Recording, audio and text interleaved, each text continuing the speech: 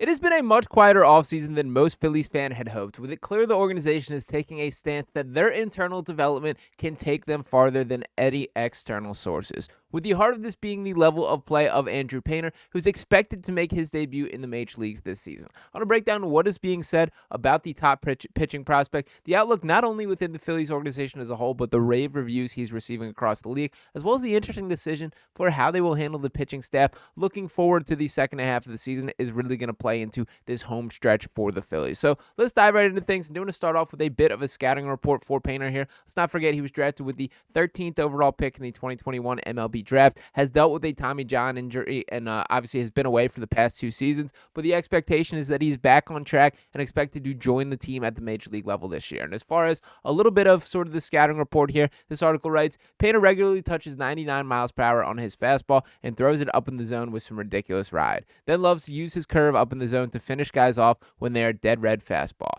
He has pinpoint control for a pitcher his age, which plays his stuff at it even more. He has an excellent pitch mix and is known to throw his changeup and breaking stuff off his money fastball. His ranking explanation, Painter pitched in the Arizona Fall League and is back in action. Don't expect many innings in the minors, as the Phillies have already announced they will be reserving his innings for a midseason call-up and for the playoff push. We have a future number 2 or ace in Painter on the way. With his previous rank being 19, this climbed him all the way up to 4 here. Also do want to note some of the comparisons that they gave. A bigger Jacob deGrom is really interesting to me, or Tyler Glass now with more control. I will note Andrew Painter is 6'8", which is pretty absurd for any baseball player. He will be in the mix for the tallest players in the major. And when you look at him, like, yes, he absolutely has that size. He's really that tall. But when you watch him pitch and the control of his body, he does not look like lanky and out of control. He kind of has a fairly compact motion, to be perfectly honest. And he does not look like a, uncoordinated, lanky, tall guy. He looks like an athlete, which I do think is important to note there. But he's not just receiving rave reviews from a handful of internal sources here, that when looking around the league at some of the conversations, first I want to pull up Eric Cross's top 10 pitching prospects here, with Andrew Painter right at number 1, and he's not alone in this. As on foul territory, Scott Braun also mentioned that he believes that Andrew Painter is the top pitcher in baseball, and while these projections do not always turn out as gospel, that it's kind of a bit of a crapshoot when some of these guys reach the major leagues, and there's certainly evidence of that on the pitching standpoint here, it's nice to see that this buzz goes beyond just the Phillies organization. Now, we've seen a lot of belief spoken from Dave Dombrowski directly here, from Rob Thomson as well, kind of speaking really highly about what they believe in Painter, but to see this from like an MLB standpoint, to me, is really refreshing to hear. Now, as far as the timeline for Painter this year, he has not pitched for 2 full seasons because of recovery for that Tommy John. I do think it is fair to critique the Phillies a little bit for that, to be perfectly honest. Obviously, injuries happen. I'm not holding them to that. But sort of the way they drug their feet and try to really push off, whether this was coming from Painter directly or the Phillies, I do think cost them for the outlook for this season a little bit. If you had just addressed the injury issue when things first popped up, gone under the knife, getting the surgery, I think there is a world where we could have been having these conversations last year.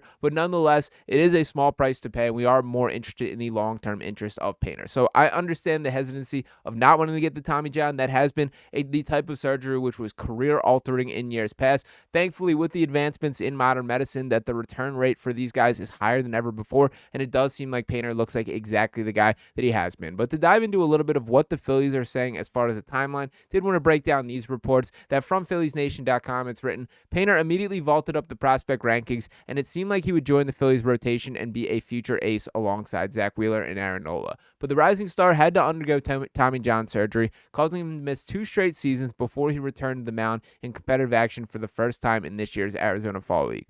Once he settled in, the right-hander reminded everyone just how talented he is on his way to winning the Pitcher of the Year award. President of Baseball Operations Dave Dombrowski already stated that it's a matter of when, not if, Painter makes his Major League debut in 2025. But with him being on such a pitch and innings limit, the question becomes what time during his campaign he's going to appear in Philadelphia. And for a little bit more on that, the article continues, some rumblings were posted in an initial report from a team insider, but after some speculation, more concrete plans were reported by Matt Gelb of The Athletic. Quote, Phillies plan to save Andrew Painter's innings for July-ish, the insider relayed from Dombrowski, also adding, quote, Painter will throw but not pitch in games in spring training, then build in the minors at some point. Well, that seemed to answer it. The July timeline always seemed like the most logical route for the franchise to take, since they would not want to save him for the later stages of the season and playoffs if he hasn't used up all the innings before that point.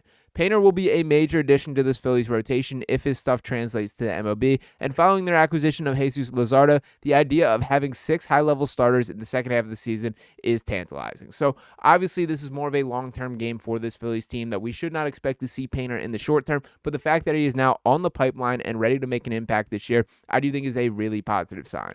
And that kind of future of how they decide to handle this rotation is going to be really interesting to me. Me personally, hand up, very in favor of the 6-man rotation. To me, I think that makes a lot of sense as far as saving wear and tear on these guys' arms. Zack Wheeler, Nola are not getting any younger, while Jesus Luzardo and Ranger Suarez and Christopher Sanchez are guys that still have plenty of years on their arms to this point. And Andrew Painter, obviously, a little bit of more of a unique circumstance, as you're going to be ultra conscious of the wear and tear on his arm despite his youth. But the point being here that if you can spread out, the amount of workload that is on each of these guys' shoulders, I think that only brings positive in the long run. Now, to look at the entire depth chart of this Phillies pitching staff here, we can see that this is one of the strong points of the team. And I do really feel that there's sort of an identity shift being done within these Phillies organizations.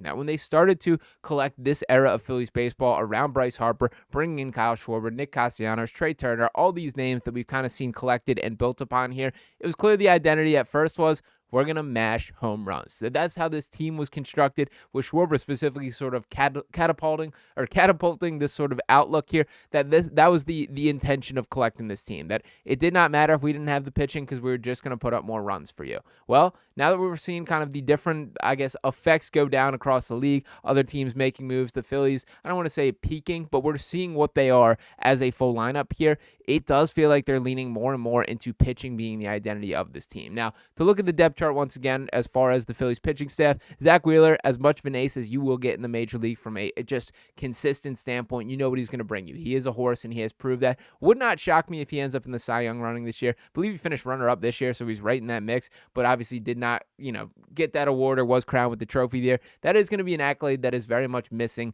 on Zack Wheeler's resume. I would love for this to be the year that he get it. Would not shock me if those best chances are in his rear view either, but he is a guy that I think is still underrated in the large scale of baseball for just how good he is. Then Aaron Nola, while he might not be that top-end ace the way that you hope for, there is a reason that he's pitching behind Zack Wheeler. And to Nola's credit, I understand he has those clunker innings or those once-in-a-blue-moon performances, which he just does not look like the guy that you need him to be.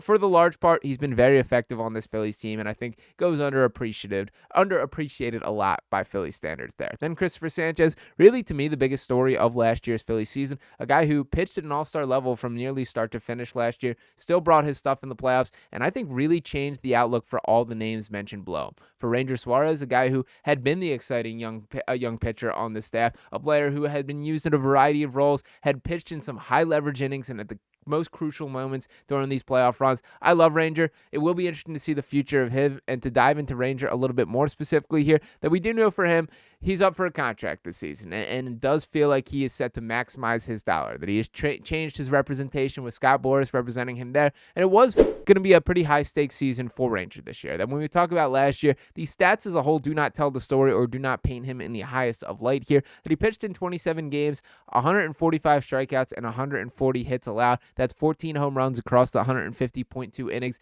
a 3.46 ERA, and a 1.201 whip there. So the raw numbers do not look great for our guy Ranger. But what I will say, it truly was a tale of two halves for Suarez last year. For the first half of the season, you can make a case that he deserved to be in that Cy Young race, certainly pitching like one of the best pitchers in baseball. And then whether it was injury, he obviously landed on the injury report for an extended period of time with the back issue. Could have been just a dead arm that he was pitching through that, by my eyes, that's what it looked like for that second half of the season. But what I always think is important to circle back to is when the moment was at its largest and it mattered to the highest extent in those playoffs, high leverage innings, Ranger Suarez still battled and delivered for this Phillies team. That is what I'm going to continue to remember about Ranger Suarez. And while I understand Price will be the driving decision point here, that is not a guy that I ultimately hope this organization gives up on. I hope we see Ranger in red pinstripes for the foreseeable future, but nonetheless, that is a conversation for another day. Jesus Luzardo is an interesting point here. That was obviously one of the bigger deals of this offseason, a guy who sort of falls in the same category of they're hoping for a return season. And another guy that I would say the raw numbers do not tell the story,